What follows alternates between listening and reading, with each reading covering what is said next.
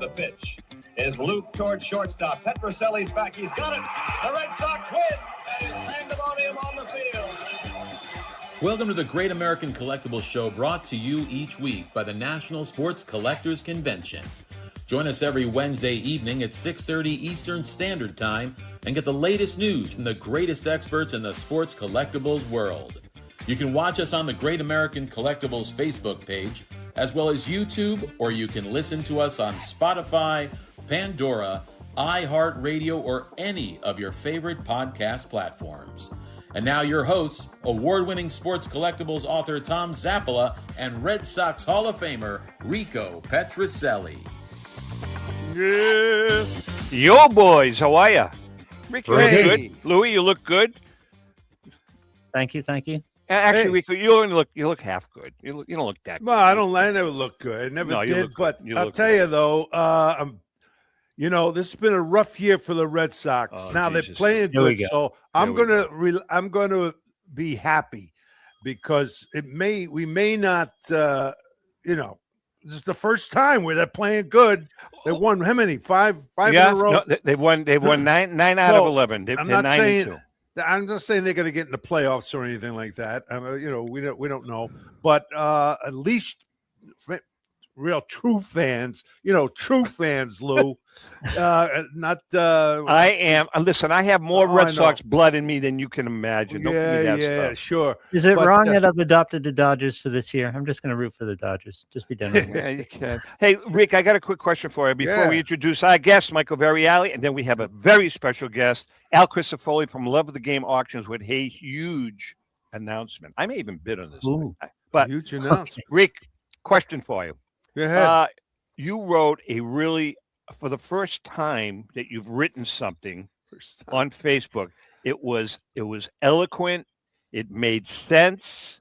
It was What's it the was critique? perfect. Yeah. Do you have it? Do you have a copy of that? Yeah. Because I Well, was I going to mean, it's say, still well, on hold my- on. The reason I was asking, I meant to call you because today's on deck with Rico question. Ask you your opinion on that. Oh, really? Yeah. Well, I would have to give it. They can read it. But no. Great. That's great. Mike, how you doing, Michael? Michael Variale. All right. All right, Michael Variale from Sports Cards The Hobby is with us first. Michael, welcome. You've been on a couple of times, right? Yes, thank you for having me again. Really Not a appreciate problem. it. Michael, first question I have, how's the fishing up there for stripers? Is it good? I actually haven't gone out. I think I've only been on my boat just a couple of times, and I've been busy, fortunately, with work. Why? this Where are summer. you, Michael? I'm in out on the east end of Long Island. Oh, all right. Excellent. Yeah, I bet he's there's in, some he's good in the stripes. rich. He's in the rich section. Well, Michael, I want to say I did catch a striper. The one striper that I caught had two heads because we're having an issue here in the Merrimack River that we're not going to talk about right now. But there's some two-headed fish going around. Anyways, let's talk about Sports Cards, the hobby. First question I have, Michael, before we get into some of the items, tell us about the library programs that you offer that you've been involved with. Oh, the library programs are fantastic. It's called the Ins and Outs of the Hobby. And for the guests who attend, it's catered to their needs. Sometimes they bring in different items. I'll give a whole spiel on education. It's mainly about educating because as a retired school teacher, I want to make sure I'm providing the proper information. Some of the items that have come in that I've got to check out have been really, really awesome items. One item in particularly is this Wayne Gretzky tops, Playing Day Auto. Vincent, who came into the West Hampton Library show, said, I have this item. I handed Wayne the pen back in the early 80s when they were visiting at the Nassau Coliseum. So that's a really cool story. And Mike, go ahead. I'm sorry. No, I wanted to ask you about your Ken Griffey cards. Yeah, I mean, you had a slew of Ken Griffey cards. But he gets no respect. That's not true, but you know what I'm saying. You don't hear much of him. I got MLB, and when they have a Seattle game on, he has an ad on. It's mostly in Seattle. He does. You never hear from this kid. This kid was a great player. These are great cards, man. And by the way, Michael, I'd be remiss in not saying that Michael, Rico and I were very heavily involved for a couple of years with Lucy's Love Bus, and it's up here in the Boston area. It's a children's cancer organization that they provide all kinds of fun stuff for kids that are undergoing treatment.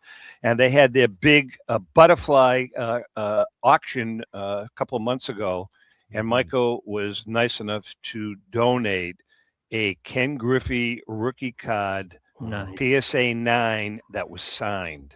Wow. That was really cool, Michael. And by the way, that was by far the biggest auction item in the auction. So awesome. Thank you very much. Good to raise money. And I saw that card again from with Paul. Well, you know who bought the Paul Borges. Yeah. Paul Borges bought the card. He's a great guy, Paul. We had fun. You know, I told Paul about the auction. He says, I'm going to buy that card. So Paul bought the card. So that was good. Yeah. Well, Griffey is he's something. He was something. So what are some of the offerings you have, Mike? Go. The two Griffey items that I think are hot items. One is the 1987 Bellingham PSA 10 with the 10 auto. Yeah. There's only 12 of these that exist. Another Griffey card that I think is a hot item, whoops, sorry about that, is this 1989 Tiffany Bowman 9.5 Auto 10. Now, why is this significant? Because there are only 2 PSA 10s and only 4 of these in a Bowman 9.5. Print run is only about 6,000. So when you compare that to the modern cards of players who really haven't done anything, I think there's a more of a trajectory of these cards going. You were mentioning to me that you've seen a pretty good spike. Some other people have mentioned too in Ricky Henderson cards. Are you seeing that? I think the big notice is the on-card autos of the players from the 80s and 90s when they didn't sign the cards like they do today. Obviously, like the Gretzky card was a playing day auto, so it may have more value than as opposed to post-playing day. But this Ricky Henderson in particular is super rare. This is a 1980 Ricky Henderson PSA 9 with a 10 auto. It's a pop 45 with only one 10-10.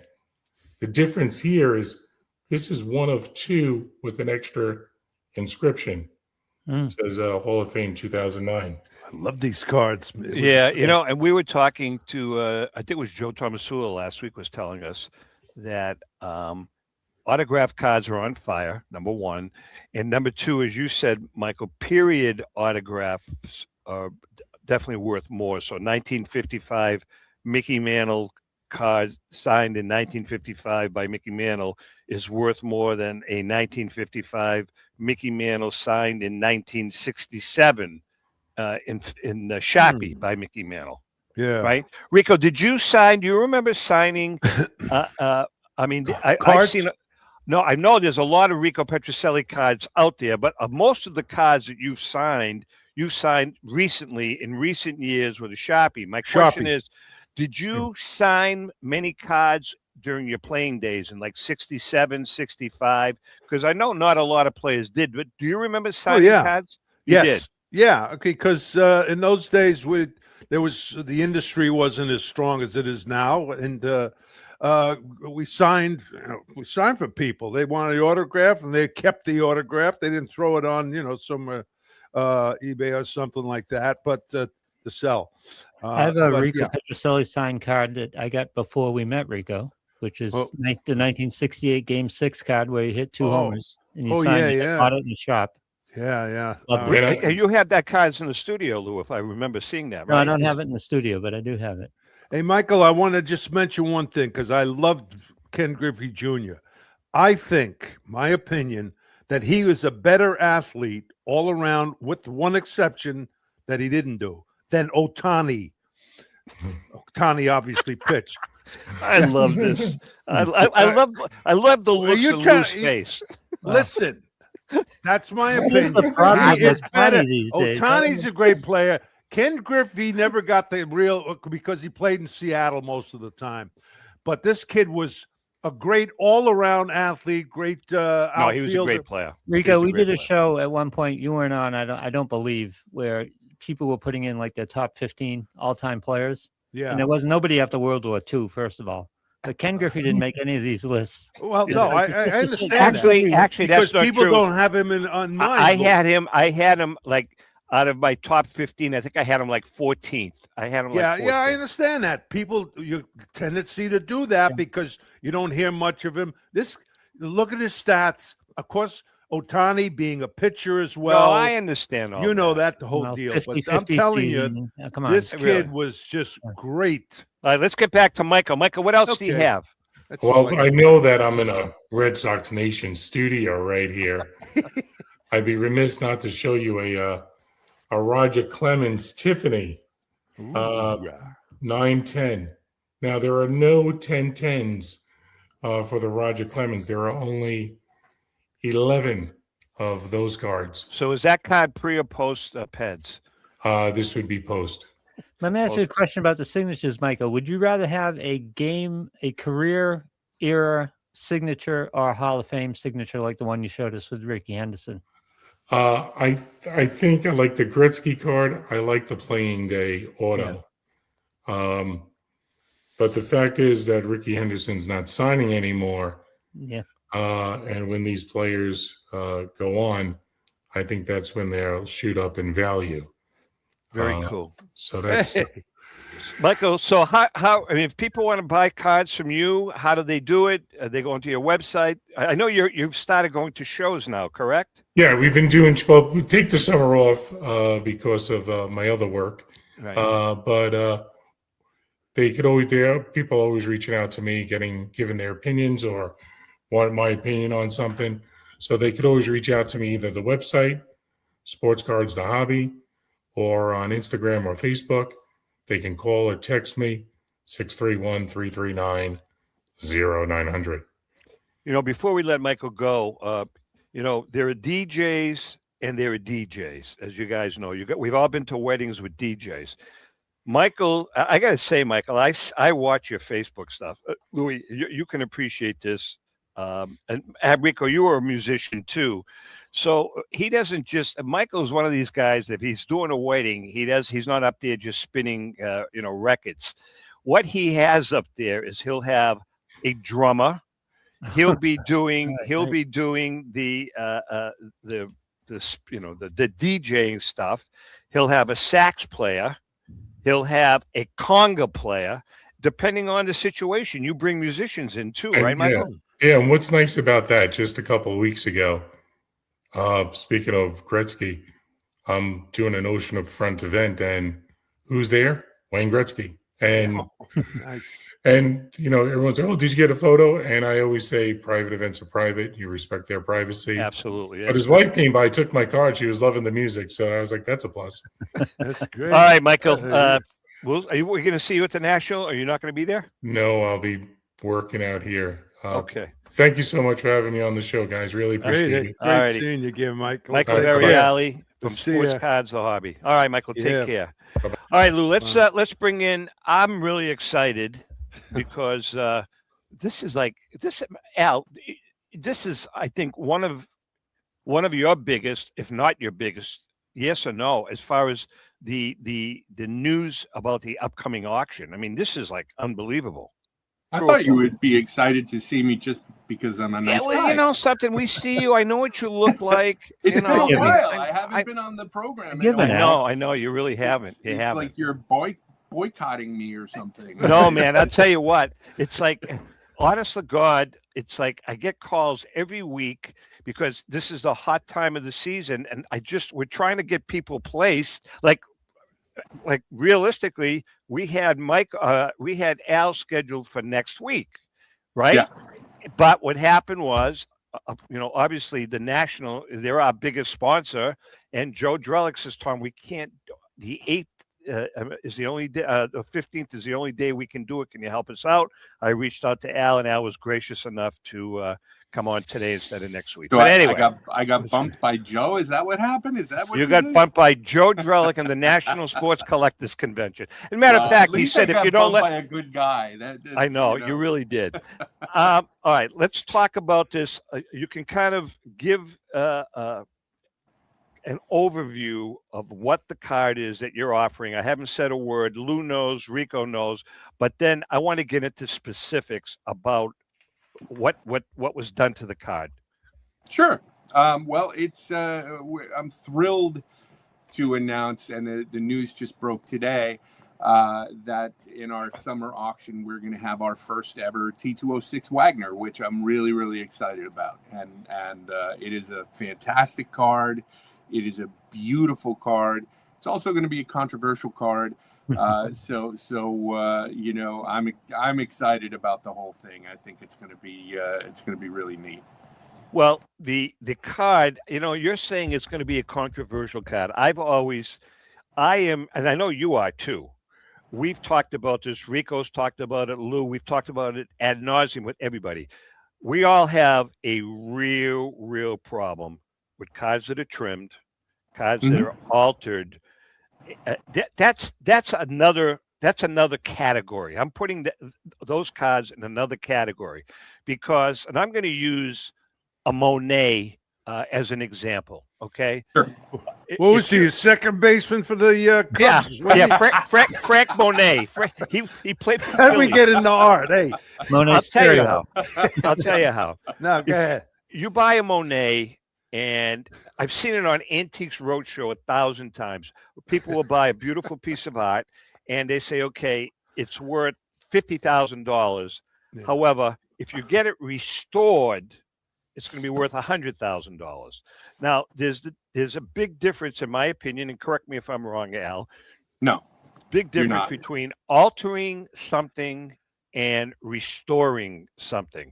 Now, this Wagner card, it has not been altered, but it's been restored. It was altered. It's correct. I mean, it's yes. What was done? What was done to it? Right. Yeah. So, okay. Tell us about it. So I'll tell you the story of the card, and you can look at we've chronicled all of this at loveofthegameauctions.com. There's a whole section devoted to this card, its story, and the Wagner in general, and the legend of the Wagner, and all of this. So I'll try and be brief. But we've been able to trace this card all the way back to the mid-1970s when it walked into a card shop in New Jersey as part of a collection. And at that time, and everybody who studies Wagner's has seen a photo of this card in its past state. It was trimmed all around Wagner's head and bust. So all it was Wagner's head and shoulders, and then the bottom border of the card.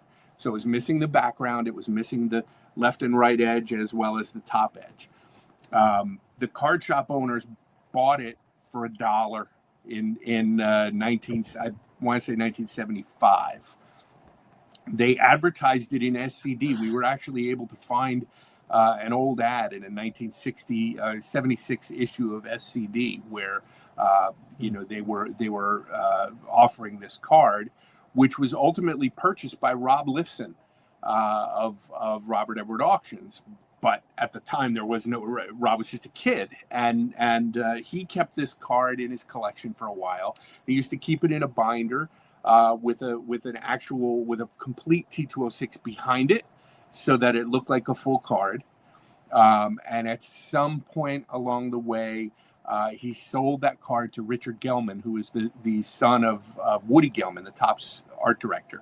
Yep. And then it stayed in Richard's collection for like 20 years, and then was ultimately sold at auction in the mid 90s, and then it disappeared. Okay, so there are images of this card in its original state out there on the internet, but nobody knew what happened to it for years. And ultimately what happened to it is in the late 90s, it was professionally restored. It was expertly restored. It was given its full background and borders and edges and everything, and is a beautiful card that has been in the collection of Keith Olbermann for all of this time. And now hold on, Al. Is Keith? I wanted to be sure that I read it correctly. So Keith obviously is the one that procured the card. Is Keith the person that had it restored? No, okay. No. So Keith and Keith actually tells a story. He's actually written an essay about this card on our website. But ultimately, what happened was there was an article in. Do you remember VCBC magazine? No. It was Vintage and Classic Baseball Collector, I think was what it stood for. There was an article there in that publication. It was their most popular issue about card restoration. It was a very controversial article because the person who was interviewed for that article talked about open card restoration. In other words, doing restoration to cards that have been damaged, that are degrading, that sort of thing, and restoring them back to their original appearance, right? But being open about it, the way they're open about it in every other collectible that there is. Right. Antique automobiles, musical instruments, comic books, movie posters, they all accept restoration that's open, right? Right. We're not talking about like deceptively trimming or rebuilding corners and not telling you. We're talking about restoring a card. So Keith read that article and he reached out to the restorer, and that person did a card for him, and he was so impressed with the results that they agreed to do a Wagner. Now the card that he did for was a 33 Gaudi, correct? Yeah, a Lajoie, yes. A Lajoie, that's right. So they agreed to do the Wagner. It took a couple of years, I guess, before the work was completed. And when Keith got the card, the restoration was so good that he wanted to know more about it. He wasn't sure what he had, and he had never seen the die cut Wagner. He had never seen that's what they called it, the Wagner in its altered state. He had never seen that card. So when he got this one, the restoration was so good, it was hard to believe that the card was authentic. And it was, I mean, obviously, as a collector as sophisticated as Keith Olbermann can look at the card and say, yeah, of course it's authentic, but what is it? What am I holding? Right. And then the restorer just dropped off the face of the earth, just disappeared. And so Keith was never able to get answers to those questions. So he kept this card in his collection for 25 years. And it was only just recently that we started looking at it and saying, hey, you know what? This is this die-cut Wagner card. And you could see, we actually posted on our website a Photoshop overlay where you can see the changes to the card. You can see where there was a little crease here and it's been fixed, and there was a little bit of paper loss here, and there's some in-painting around the head and that sort of stuff. So, once we started talking about it, we all agreed that the card needed to be professionally authenticated. And, I have a lot of experience with Andy Broom at CGC, being the kind of a guy who would look at a card like this and take all of the research into account when assigning his grade. Now, obviously, Andy is not going to look at it if he thinks a card is bad. He's not going to say it's a good card, but he looked at everything that we presented him, looked at the card, judged instantly that the card was authentic, and then agreed that it was this same die-cut Wagner. And so we're able to, trace this card's provenance all the way back to the 70s, which is pretty cool. All right, hold on. Let's hold on. Let's take a break now because I want to continue with this discussion. We have a lot of questions. Well, I'm going to forget my question for write it down. Write it down. Right, I'm going to write it down right now. All right, we're going to take a break. Al Crisafulli is in the house. The Wagner is coming to auction, and we're going to get to see the Wagner at the National, correct? At the National and at the Fanatics Fest. Nice. Well, I'm not going to be at Fanatics Fest, but I will be at the National. Yeah, all right, we're going to take a quick break. Hold on. We'll be right back. All right.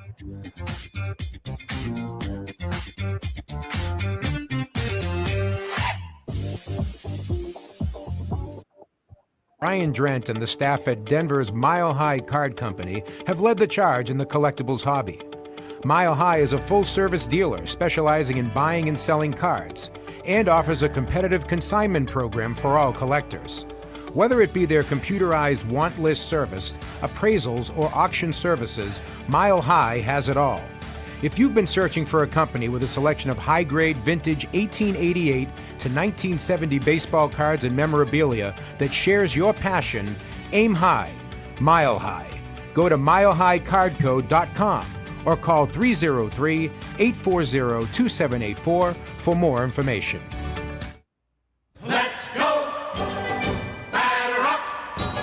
Hi, everyone. This is Rico Petrocelli. JustCollect.com, a leader in the vintage sports card industry, is giving free appraisals on your vintage cards.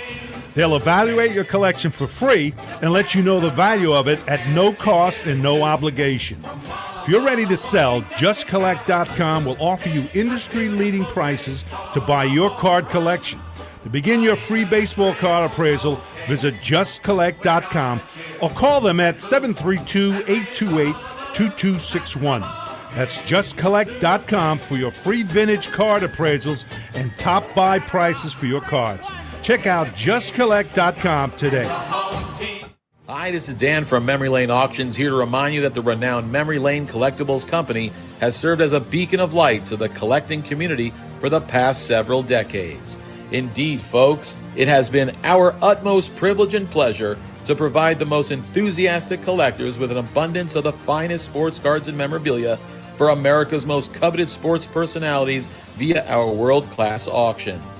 Whether you choose either a private sale transaction or the auction route, Memory Lane cordially invites you to reach out to us to maximize the value of your prized possessions.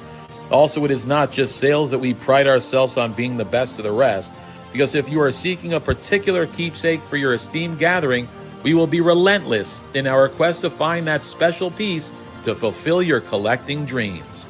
So no time to wait. Reach out to us today for the purposes of capitalizing on our unparalleled marketing capabilities. Simply pick up the phone and dial 877-606-5263. That's 877-606-LANE, or find us on the World Wide Web at www.memorylaneinc.com. Now is the time for your valued consignment to ultimately become another one of Memory Lane's record-setting prices. This is Brian Drent, president of Mile High Card Company. Is your sports card and memorabilia collection properly insured? For easily replaced personal property, homeowners insurance is all most people need. But for prized possessions that you may have spent a lifetime collecting, it doesn't go nearly far enough.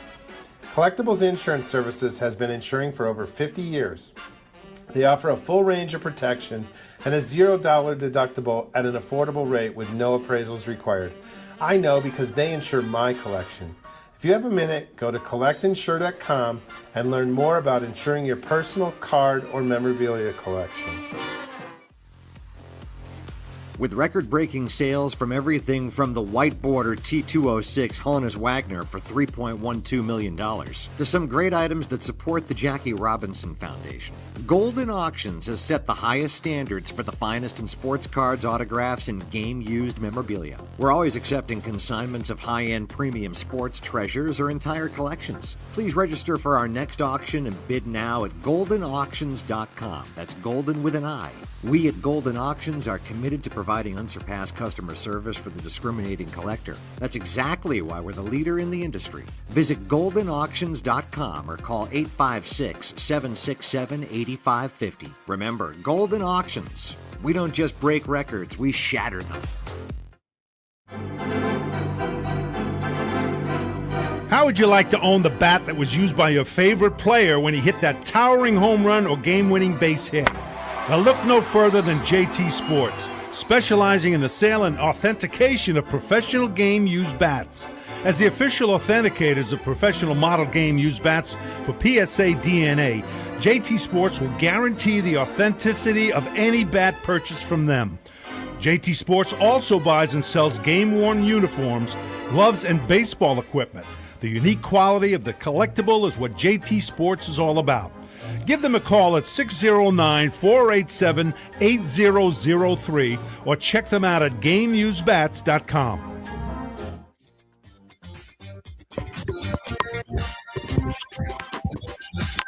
Okay, we are back. Louis, did you get my email?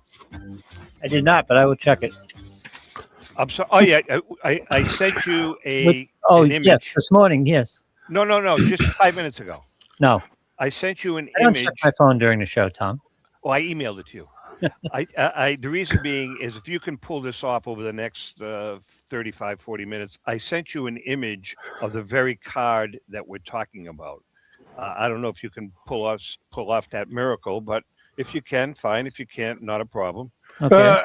I got the question I had for Al was: isn't in any card, isn't the player's image on the card the most important thing? Sure. Yeah. I mean, so if you got that image of Wagner.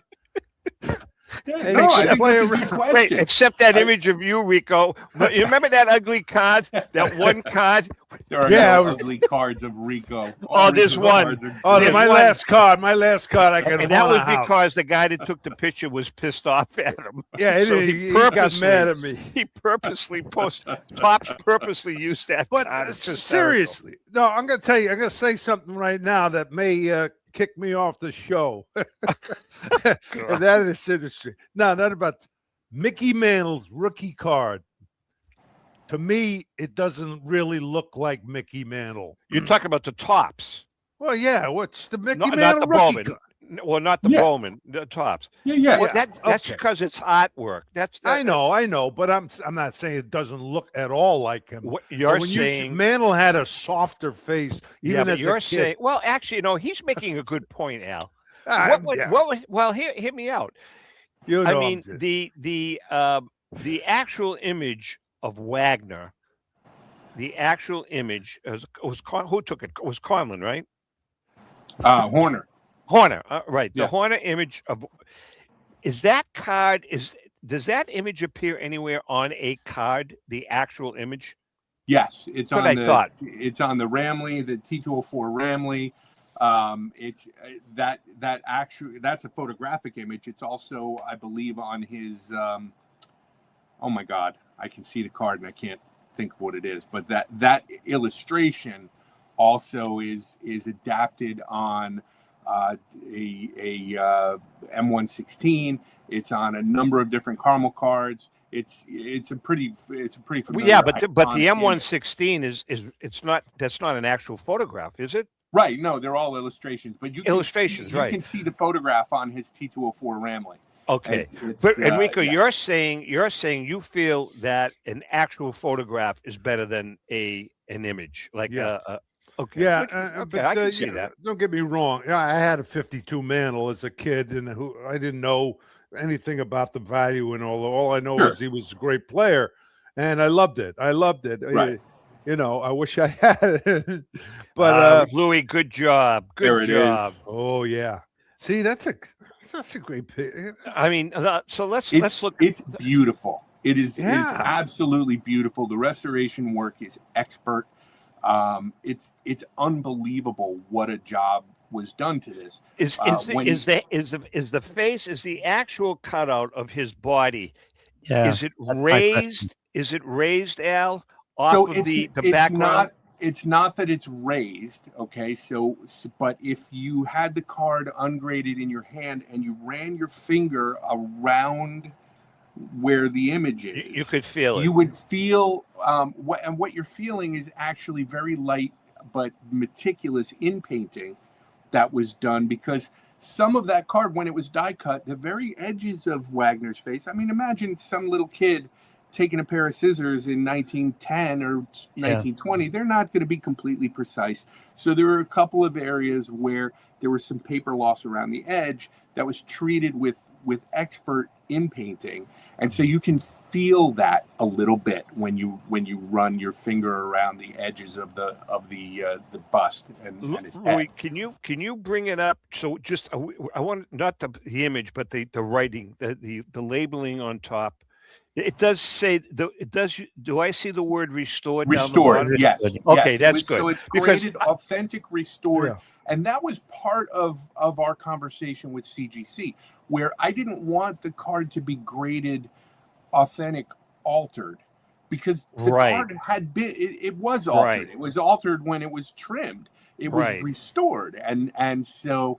I wanted the restoration to be called out. I didn't want to treat this card as if, it was doctored, because that's not what happened to this card. There's obviously a whole litany of questions that this card is going to bring out, and so I wanted to be able to start. I think, Al, you hit it on the head, Al. I think the important thing is being upfront and honest about it. Yeah. And being calling it restored or calling it trimmed or whatever. I mean, it's really, Al, what argument is out there? I don't see an argument. As long as it says authentic restored, there's really no gray area there. Yeah, but you don't know the worth. Al, don't you? I mean, you won't know the worth until somebody makes a bid. There have been other restored Wagners that have been sold. There have been other altered Wagners that have been sold. Right. We don't know where this one is going to fall. What I can tell you is that if you take all of the different Wagners that we know of, and you just put them all up without any consideration to which ones have been trimmed and which ones have been, otherwise altered and which ones have been restored, this card is one of the 2 or 3 most beautiful Wagners in the hobby, and it's just expert work. Are the other ones that are restored? Does it say restored? I believe that there are 1 or 2 that say restored. There's another one. If you remember, there's one that's torn in half. It's half the I've Wagner. seen that one. Right, and that one is graded genuine. That's actually the second card that PSA. I've seen that card. That card was sold within the last year. Resold. Yeah. It's all right, Lou. You can put that away. That's thank you so much, Lou. Great job with that image. Al, did Oberman's Lajoie, is that in a slab that says restored? No, I doubt it. It's really? Keith has not historically been a big fan of grading, and you think? But he's a big PSA, real big PSA fan. But so I've never seen that Lajoie. I don't know if it still exists or not even. But the Wagner, I think, was part of what Keith what his original intention was to bring this issue to the forefront and bring it out into the hobby, because it's an important one especially when you start talking about this level of card, which is let's face it, the entire hobby, the entire collecting hobby of cards is driven by the Wagner. It's the most important card. No doubt. And so, when you get to that level, I guess the thing that you need to ask yourself is whether or not, are you the kind of collector who wants a card like that to wear its age and its damage and all of those things, and as almost a badge of honor? Or are you one of these collectors that feels like these cards can be restored with disclosure to their original? I go with the latter there. I mean, I agree with you.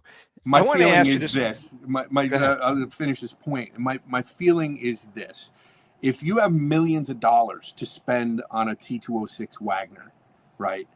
Do you want one that looks like it went through the wash, or do you want one that looks beautiful when the time comes for you to show it to people and show them this is the blue chip, this is the most important card in the hobby? Do you want to show them one that's all creased up, or do you want to show them one that looks fantastic? Again, both. I'll take both. There are people. But let's go back. Let's go back to that piece of art, that Da Vinci, that Monet. Absolutely. I mean, do you want a Monet with a hole in it that fell 100 years ago and something went through it, Or do you want that? I'd rather have the restored piece. No, I'd rather have the hole in it. The example that I keep going back to is a Ferrari 250 GTO, which is this unbelievably high-end, highly collectible automobile, right? And if you get one that's rolled off the assembly line, rolled out of the factory, and into your showroom, that's the top of the line. That's the holy grail. But if you have one that's been in an accident and is repaired and restored with body work and replacement parts that are original to a Ferrari 250 GTO, and it's been, the chassis had to be repaired, but you've got its original guts and it's still beautiful. Way to go. That is still a highly collectible, unbelievably valuable car, and there's nobody in the car hobby that looks at that and says, I don't want that. Well, who in the hobby will accept this? Let's say overall. I mean, that's a good question. I mean, there's no association.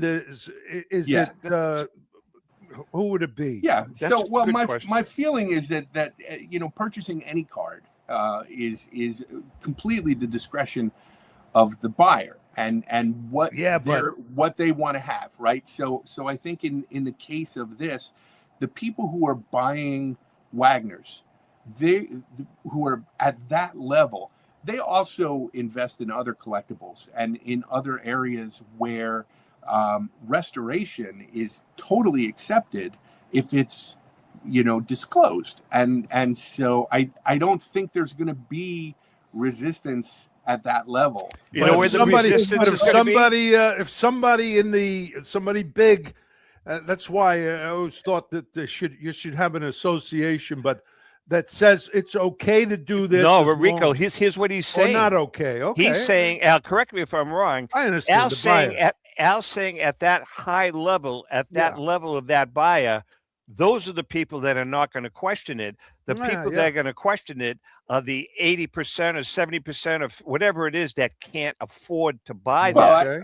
I think regardless of what the value of the piece is, right? I think the conversation is a conversation that needs to be had, because the fact that we're not talking about a 1980 Topps Jim Palmer is just inconsequential. Like somebody could do this to a 1980 Topps Jim Palmer also, and so the question becomes, if that is disclosed, and if you look at our website, we're showing you the original card, what it used to look like. We're showing you what it looks like now. We're actually showing you infrared, the card under infrared light, so you can see where the inpainting is. We are, being completely upfront with the restoration. It's all described in the auction description. Keith has written an essay where he describes what was done to the card. That's part of this. Well, here's my question about this and what it's going to do to the market going forward. You talk about this card that was die cut. The player was cut out of it. I understand that. A card that's torn in half, restore it, no problem.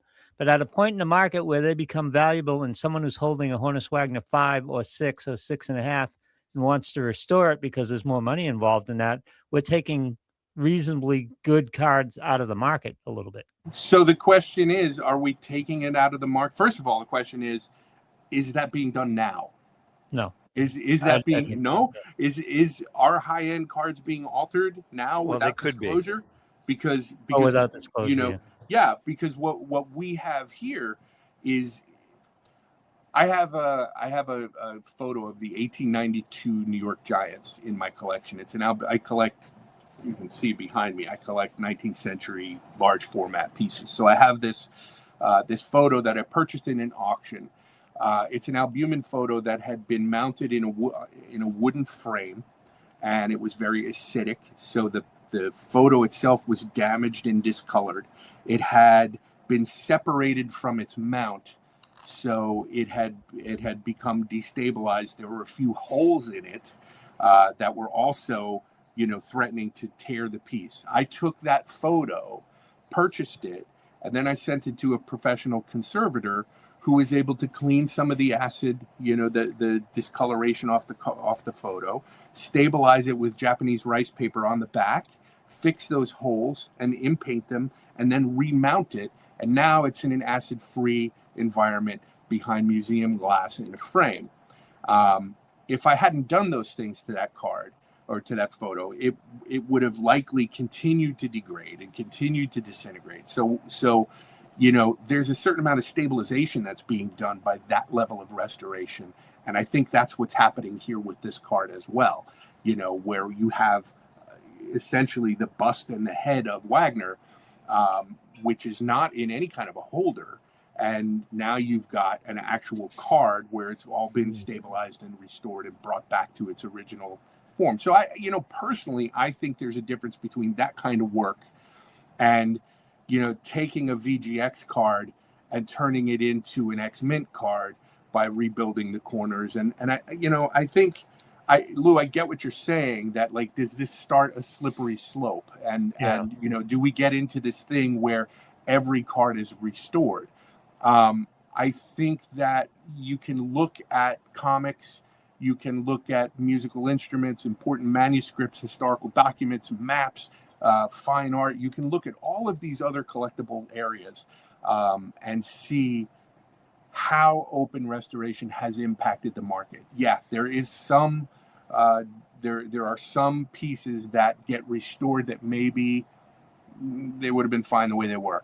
But by and large, that original piece, the value is kind of baked into, the card that's been, or the book or the manuscript or whatever it is that hasn't been restored is more valuable than the one that has. Those hobbies all look at an unrestored original piece and say, yeah, this is something that we're going to. Rico, I'm not. Are you kidding me? Rico, are you kidding us? He's taking a phone call. Do a dash. So, in other words, Lou, I think that you're killing me, Rico. All of those hobbies value an unrestored piece greater than they value a restored. Yeah. Okay. Yeah. And I would think that our hobby would do the same. I also think that the time and the expense involved with doing this level of restoration and doing it as skillfully as this one is probably not worth doing to a 1980 Topps Jim Palmer. Right. It's probably only worth doing to the top of the line card. Yes. Right? Al Crisafulli's in the house. We're going to take a quick break. We come back. We got a couple of other things to talk about. And then I want to get your opinion on a question that we discussed last week with a couple of people regarding the Wagner and regarding the mantle. Hang in there. We'll be right back.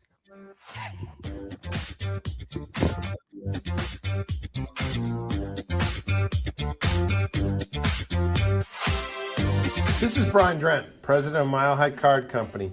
Is your sports card and memorabilia collection properly insured? For easily replaced personal property, homeowners insurance is all most people need. But for prized possessions that you may have spent a lifetime collecting, it doesn't go nearly far enough. Collectibles Insurance Services has been insuring for over 50 years. They offer a full range of protection and a $0 deductible at an affordable rate with no appraisals required. I know because they insure my collection. If you have a minute, go to collectinsure.com and learn more about insuring your personal card or memorabilia collection. Pristine Auction is a family-owned and operated online auction specializing in autographed memorabilia, sports cards, coins, art, and collectibles. Since their founding in 2010, they've grown to 2 facilities in Phoenix, Arizona, totaling over 60,000 square feet. Jared Cavalier and an incredible staff of over 150 team members serve a very large customer base and enjoy every minute of it. By working with leading authentication companies, Pristine ensures all items are 100% authentic. In addition, third-party authenticators regularly travel to Pristine Auction to provide authentication services on site. Pristine Auction strives to operate its business in a way that's honoring to God, their families, and their customers. With a strong focus on speed, quality, and premier customer service, their mission is to be the leading online auction for every level of collector and fan. Pristine also works for Hope Sports and Identity Hoops International, traveling to Mexico to build houses for the less fortunate. Pristine Auction offers several online auction formats with thousands of auctions ending each day. For more information, go to pristineauction.com. That's Pristine Auction, the best in the business. If you're a discerning collector interested in owning the most important pieces in the hobby, look no further than Leland's Auctions. The original sports auction and appraisal house, Leland's was established in 1985 by legendary Pioneer founder Joshua Leland Evans. And today, President Mike Hefner carries on the tradition. From the Tom Brady card and memorabilia collection to the famed Boston Garden auction to high-end card auctions from every major sport, Leland's has always maintained the highest standards. Go to Lelands.com and get your bid in. That's Leland's, the hobby's leading sports auction house for 4 decades. It's often been said that championships are won on the practice field, and world records come only to those willing to work harder than everybody else. Heritage Auctions is the world's largest collectibles auctioneer because we believe that becoming the best is only an invitation to the challenge of remaining the best. This requires the skills of the hobby's top experts, capable of identifying and maximizing value for our consigners. It requires the most visited website in the industry, courting a global audience of collectors over 1.5 million strong. It requires a dedicated press department that expands our global reach far beyond the entrenched hobby marketplace. It's hard work, but a simple premise. Present the finest collectibles to the largest population of potential buyers, and world records will come. We invite all listeners to put the unmatched power of Heritage Auctions to work for you. Auction evaluations are always free, and our commission-based fee structure ensures that our interests are always aligned. The highest possible price for your collectibles. There will always be new world records to chase, so let's chase them together. Visit our website at ha.com and request your no-obligation review today. Hi, this is Dan from Memory Lane Auctions, here to remind you that the renowned Memory Lane Collectibles Company has served as a beacon of light to the collecting community for the past several decades. Indeed, folks, it has been our utmost privilege and pleasure to provide the most enthusiastic collectors with an abundance of the finest sports cards and memorabilia for America's most coveted sports personalities via our world-class auctions. Whether you choose either a private sale transaction or the auction route, Memory Lane cordially invites you to reach out to us to maximize the value of your prized possessions. Also, it is not just sales that we pride ourselves on being the best of the rest, because if you are seeking a particular keepsake for your esteemed gathering, we will be relentless in our quest to find that special piece to fulfill your collecting dreams. So no time to wait. Reach out to us today for the purposes of capitalizing on our unparalleled marketing capabilities.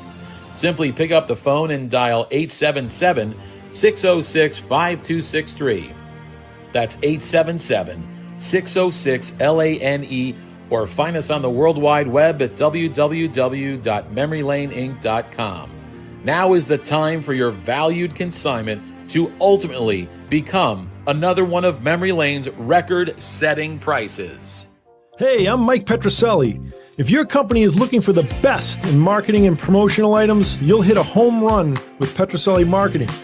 With over 8,000 suppliers and 650,000 imprint-ready items, we can get your company the visibility it needs to get your maximum exposure. Whether it be office promotions, wearables, automotive, sports items, and everything in between, Petroselli Marketing can do it all. Our design staff will even work with you from concept to delivery and customize your products. At Petroselli Marketing Group, we will get your brand in front of your audience. Contact us at info@petrosellimkt.com or call us at 603-880-3202. That's Petroselli Marketing, where no dream is impossible.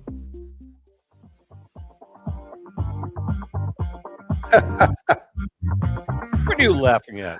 No, my son. That picture we did an interview with the guy. By the way, Michael's my old. I have 4 sons, twins in the middle. He's 6'7", So he was a hell of a basketball player. Yeah, very good college basketball player. Good pitcher. He was a sinker baller, but he got into this business. I transferred it over to him, and he's done a great job. So yeah, Michael has done a great job. Yeah, well, he does something you never did. He does marketing. He does marketing. Well, what do you mean I never did? You never did anything. You used to sit back and collect a check. I got something. I'm looking at during the break. I'm looking at your website. There's a Old Judge cigarettes, Jim O'Rourke, right, and a 2, right? It went for $22,200. Let me ask you, if that was screwed up, would you redo it? No. No. Okay. No. Yeah. So you just leave it. Yeah. I think, first of all, I think that this is not every card is a candidate for this kind of thing. Yeah. I mean, what this card used to be was not, a card with a little corner wear and some, mild creasing. And also an N172 O'Rourke, as great a card as it is not the most important card in the hobby. And a T206 Wagner absolutely is the most important card in the hobby. So I think, for me, Rico, I wouldn't do that. And good point. You're not going to see Love of the Game getting into the business of having cards restored. That's just not what we do. It's not financially viable. You're not going to make that much more money. It's not financially viable, but that's also not that's not my decision to make as an auction house, right?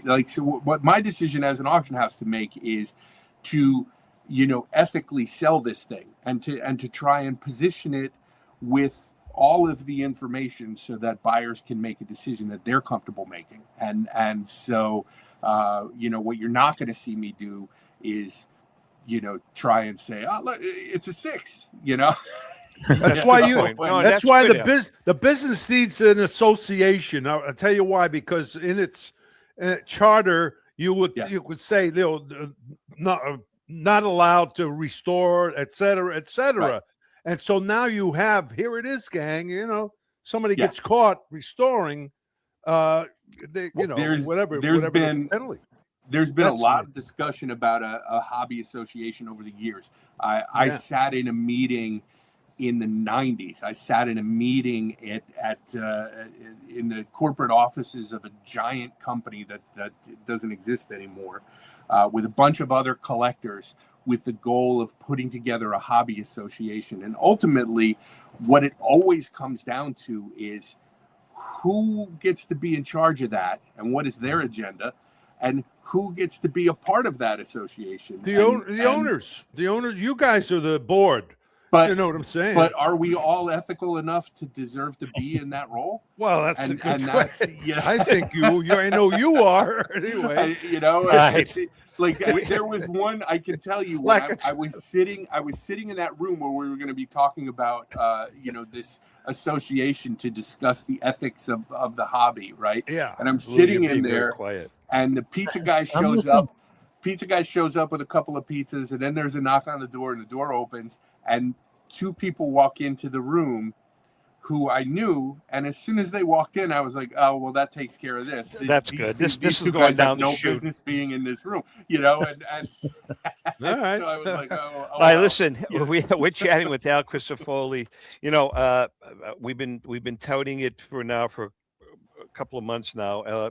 Everybody kind of knows that we're real excited, and Al's been part of it. Ellen and I are going to be launching our final book at the 2027 National. We're real excited about it. It's called Legendary Finds and Sports Collecting Treasures. And we're excited, and Al's been a big part of it. All of the auction houses, private collectors, everybody's kind of stepped up to the plate. It's going to be a cool book. There's some great backstories to some of the greatest finds, that exist. But I wanted to take a minute to talk about our series of award-winning sports collectibles books, Lewis. Over the years, Ellen and I, along with longtime hobby legend Joe Orlando, John Mallory, our own Lou Blasi, who else? and some other people. We've been fortunate Frank enough. Monet, Jack Monet. Yeah, exactly. We've been fortunate enough to win 12 national awards with our book series, including the prestigious Ben Franklin Award, which is the highest honor you can get in the independent publishing world. So we're especially proud of these books because they're filled with amazing stories and great sports cards and information, memorabilia information. And if you'd like to add one to, or even the entire collection to your library, you can get them at tomzappelinmedia.com, tomzappelinmedia.com. And I think you're going to love them. As I said, several of the books, periodically we have them on sale. I think a couple of them are on sale right now. I know the Diamondbacks collection is on sale. The only book that is out of print, quite frankly, is our first book, the T206 collection, The Players and Their Stories. And the reason being, we sold the rights to that book probably about 8 years ago. There is another second printing of that book by Derek Hogue. It's a great book. And you can go to Derek's site to purchase that book. But if you want some good books, great Christmas gifts, go to tomzappelinmedia.com and you can pick them up and hopefully add them to your collection. All right, listen, a couple of things I want to chat about. First of all, it's Rico, let's do our segment now. It's time for our segment On Deck with Rico, brought to us each week by our good friend Brian Dwyer and the great staff at REA Auctions. Don't forget to get your bid in by going to collectrea.com. That's Robert Edward Auctions for extraordinary results and extraordinary service. All right, Rico, this question was submitted by a guy. His name is Paul Malone. It says, Rico, you managed for years at the AAA level. What changes would you make as a manager with this current Red Sox team? Well, it's not so much changes as an addition. Certainly, I would like to get another power type hitter, which really helps. A lot of people don't realize that when that's a particular hitter, your big hitter, let's say in my day, Carl Yastrzemski or Fisk or, whomever, it helps your lineup. When he's out, they pitch a little differently. They're not, their pitches a little more aggressive.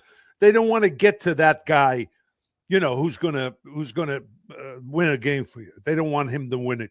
So anyway, there's a lot of good things happening right now. They're hitting well, but you could always use more pitching. But I think they're going to try to go after a hitter, a power type hitter, and I'm not sure if they'll spend the money, but that's one thing. I mean, you could be here an hour. You know what's sad though, Rick?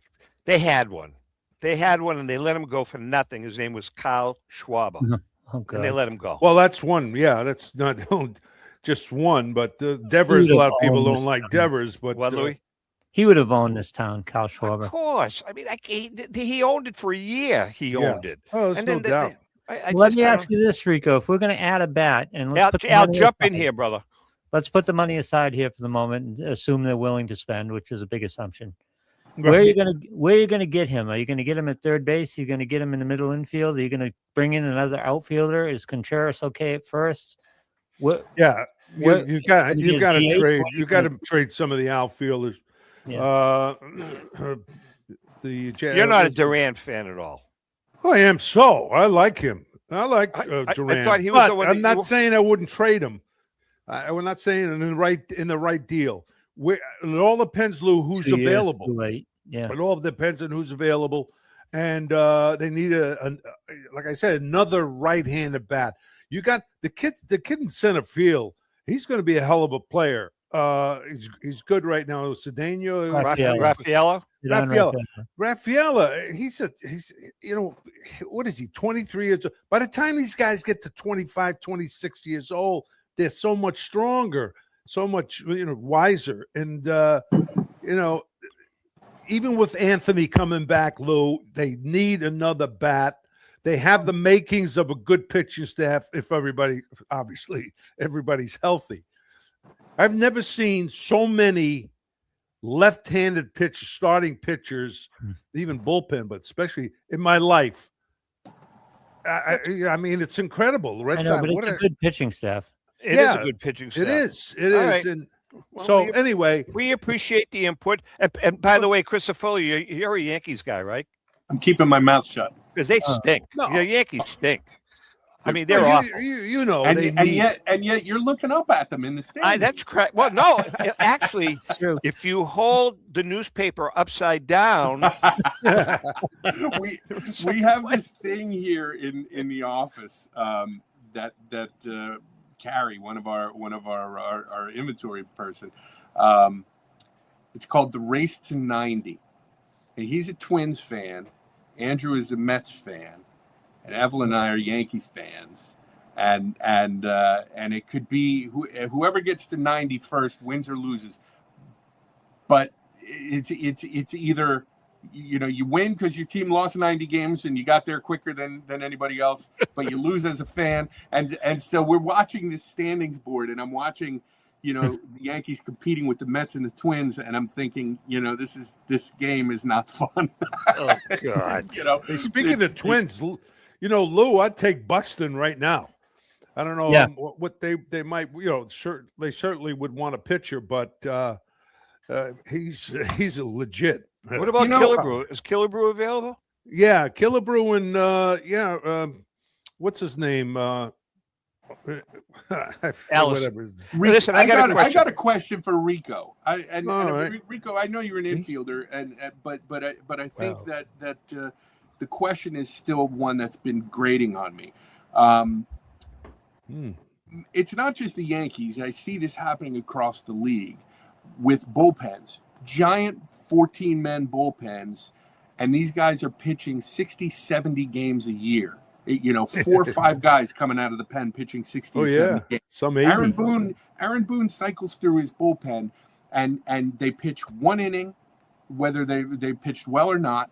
They could be lights out, strike out the side, and they're done after one inning. And then they're back in the bullpen, warming up 2 days later to come back into the game and pitch another inning. What does that do to a player's arm? Well, eventually all of them, could damage their arms and shoulders and elbows. But, the game now, it's bullpens. That's why your starting pitchers certainly important. You want them to go at least 7 innings. But your bullpen that's going to be probably the most important part of the game. I don't get it. They're pulling pitchers after 80 pitches, and starting pitchers, whether it's the 3rd inning or the 6th inning or the 8th inning or what, and then in the bullpen. But you got to pitch to 3 hitters. They have to right. I know everybody hates analytics, but the answer to the question about 80 pitchers or 85 pitchers or 95 pitchers is 3rd time through the order. And go look at the stats. Yeah, go look at the stats of every pitcher. It's a real thing. And that's true. But is that part of baseball? That's what the opener is all about, by the way. Yeah, I get it. It's. I mean, it makes scientific sense. I would think that somebody like Nolan Ryan would disagree with it. It's changed, Al. It's changed. It's a different game. I understand. I mean, you can't compare it, to when we were kids. When you were a kid, might have one guy. Your bullpen might have one guy who pitched 70 games. Well, back in this he's a workhorse. In this all-time great discussion, we were talking about Juan Marichal. Tom did a thing on Tom Marichal in one of the books. I think it was Rico's All-Star or Hall of Fame players that he played with. Juan Marichal pitched a 16-inning game. Can you imagine a guy going 16 innings in the majors today? No. Tion went 15 innings. Tion went 15 innings in Anaheim. I saw somewhere. Never happened. Forget it. It would never Bob happen. Gibson. That's 3 games for record in 1968. And if you look at his game log in 1968, is like he pitched 9 innings, 8 innings, 9 innings, 9 innings, 8 innings, 10 innings, 8 innings. Like every outing was 8 innings. Did Bob Gibson? Did he ever have arm problems? I don't know the answer. That I know of. Right? There weren't as many arm problems, but the thing is, in my day, if you had a bad shoulder or Tommy John, you were through. Yeah. Right. Your career was over. But this is guys the like, all-time it great makes me wonder about guys like Fidrich and what could have happened to Fidrich with. Yeah, that's a good point. This is the all-time great discussion in a nutshell, because the biggest myth in baseball is that it's been the same game for 150 years, and it hasn't. No, it hasn't. We know that. You have guys with the batting statistics. They're batting against starting pitchers who are throwing 130, 140 pitches. That's a whole different game. I don't care what area you played. You're throwing your 140th pitch. You're not as good as you are on your 80th pitch. Lou, that's why you can't compare, eras. How are you going to do it? Tom, remember, Tom, you used to say, well, the so-and-so could hit in this era. Well, I always said, could. I always said that, in my opinion, there are certain pitches that have since departed us that could, in fact, pitch in today's game. Now, I'm not saying that they're going to pitch a 9-inning game, but I'm saying they could pitch today. And a lot of it has to do, again, people laugh at me, but if you really, and now I'd like your opinion on this. If you really evaluate and analyze slow motion images or vintage movies of Walter Johnson pitching, hear me out. I think that Walter Johnson, I'm not going to say he's going to pitch 9 innings, but I say he could pitch, and I'll tell you why. Because based on all the science, he threw around 92, 93, 94, but he had a 3/4 sidearm, and he had a knack for releasing the ball just as it came in front of his uniform. And his ball was next to impossible to pick up. He couldn't pitch, Al. You don't think he could pitch today? Pitching. So my opinion is that if you took a player, it's funny because if you remember, we had a discussion like this at the National with Joe Orlando, and he positioned this in a much, much different way than I had ever heard it before.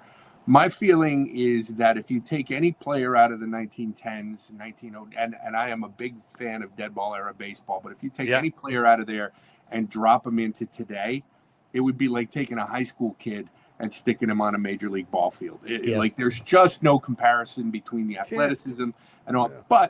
But if you take that human being out of 1910 and you drop him into today and give him access to all of the medicine and all of the nutrition and all of the exercising, and he could play. I mean, remember, even when I was a kid, when Brian Downing started working out and getting big and bulky, back then the conventional wisdom was lifting weights hurt your flexibility, and if you were a baseball player, you shouldn't lift weights. Couldn't do it.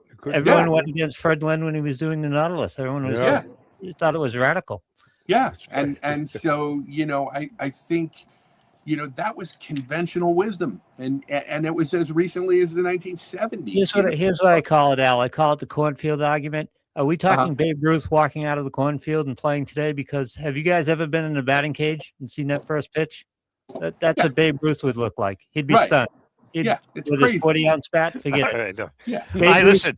Babe Ruth, born in 2000, however, could play in the game. Who knows how it would turn out? All right, listen, we only have a couple of minutes left. Lou, how about our friends at Finkelmeyer Insurance? Well, Finkelmeyer Insurance Agency has been insuring collectibles since the early 80s. The late Tom Finkelmeyer wrote the original sports memorabilia insurance policy when no one else in the industry was insuring sports collectibles.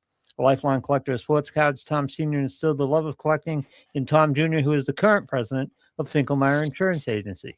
Tom Finkelmeyer Jr., with 3 decades of insurance experience, has paired that expertise with 50 years of collecting.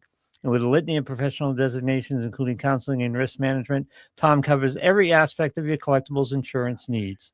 Unlike some companies that just sell collectibles insurance directly to the consumer online, Finkelmeyer Insurance Agency is the only independent retail agent who specializes in sports memorabilia and collectibles nationwide. Representing all major companies that sell collectibles insurance, there's no agent that insures more collectors, dealers, appraisers, auctioneers, or events in the collectibles hobby than Finkelmeyer Insurance. Our good friend and hobby legend, John Tobby of JT Sports, has been using Finkelmeyer Insurance for over 20 years. If you want to get involved, and you do, go for more information to thefaa.com. That's Finkelmeyer Insurance, where collecting is our passion. All right, before we leave here, I want your opinion, the 3 of you. We asked this question last week, so actually I'm not going to ask Lou. Al, you first. What do you choose? You have to choose one.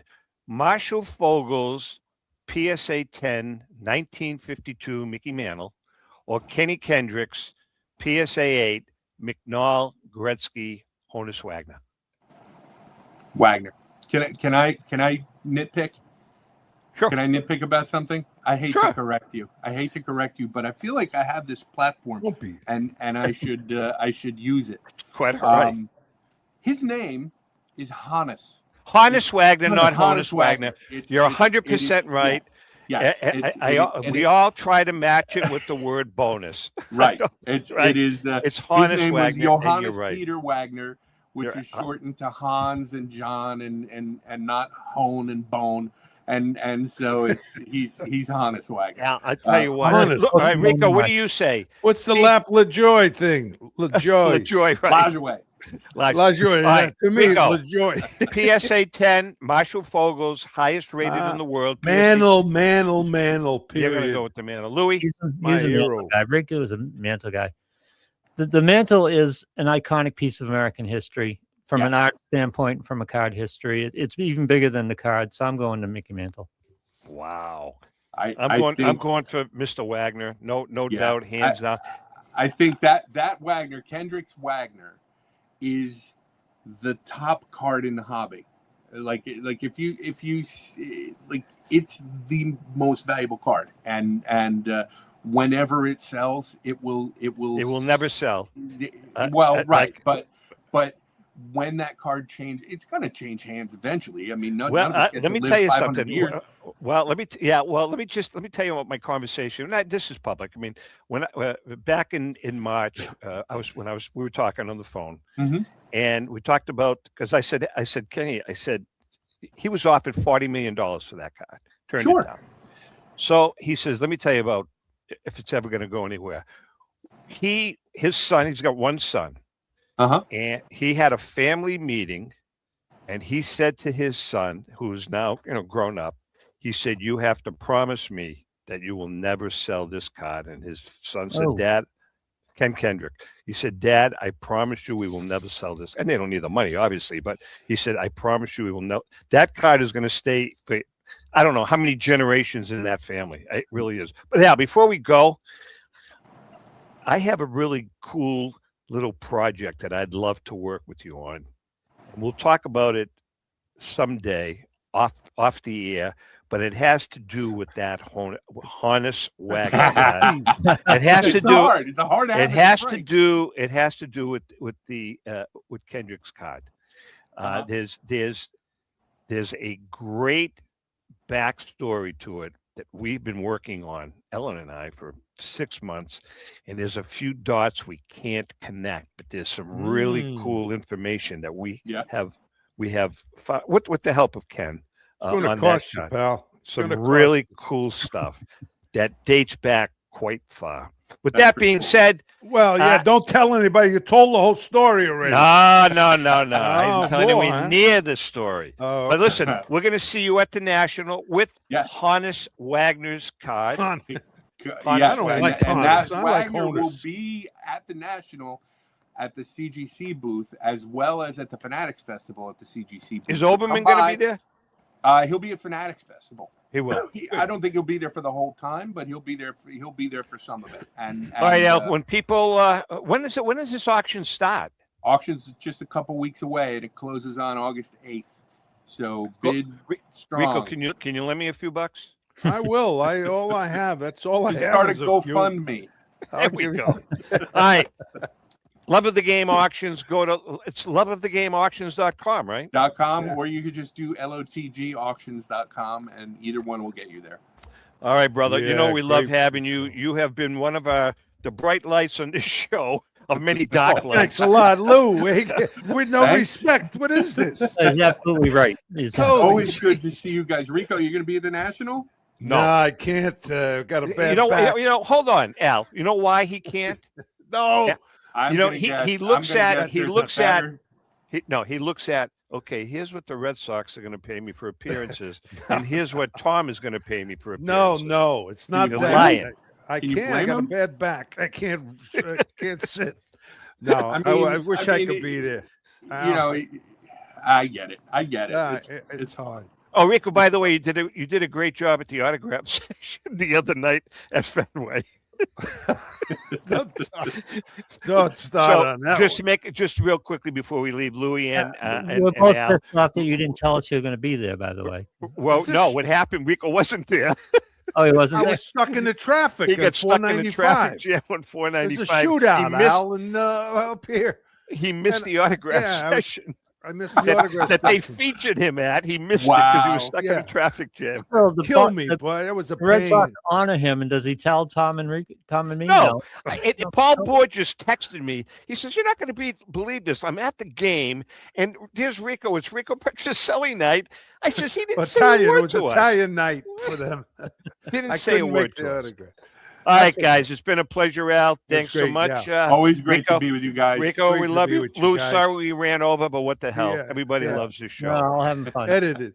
All right. With All that right, being guys. said, to our Thanks. viewers Al, and take listeners, care, huh? Take care, guys. Next week we have a good show. Next week we get the guys from the National coming What he on to says? talk about the National. Next week we got a good show. This one Yeah, wasn't good. yeah, this one sucked, but next week is good. Yeah, man. All right. With that being All said, right, happy collecting. Happy Christmas, he was going to say. Hey.